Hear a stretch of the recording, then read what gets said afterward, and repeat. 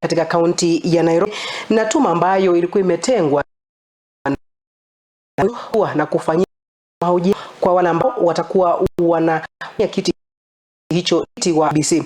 Hiyo itakuwa inafanyika kuanzia siku hii ya leo ya Jumatatu hadi siku ya Jumatano, ikiwa kwamba wale ambao wameratibiwa 11 wakiendelea mahojiano siku hii ya leo hadi siku hiyo ya Jumatano kumtafuta mwenyekiti mpya wa tume ya Iebc, na wengine 105 watakuwa wanateuliwa ama walikuwa wameteuliwa kugombea nafasi ya makamishona wa chama ama wa tume hiyo ya Iebc.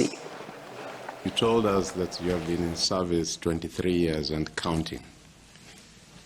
If we were to make you chair, what would you like to be remembered for in the judicial service on your professional conduct? How would you, if you were to succeed and now you go to the commission?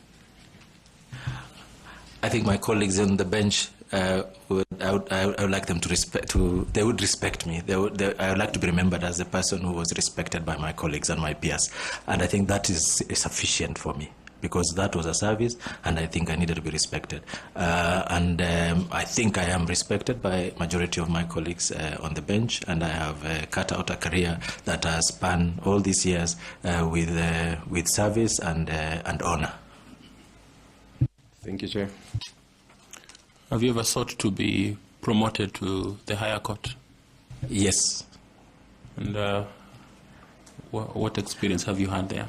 I applied to be promoted to be a judge. I went through an interview. There was no complaint on my part.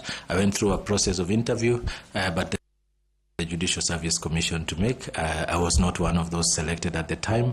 And I think that's all I can say.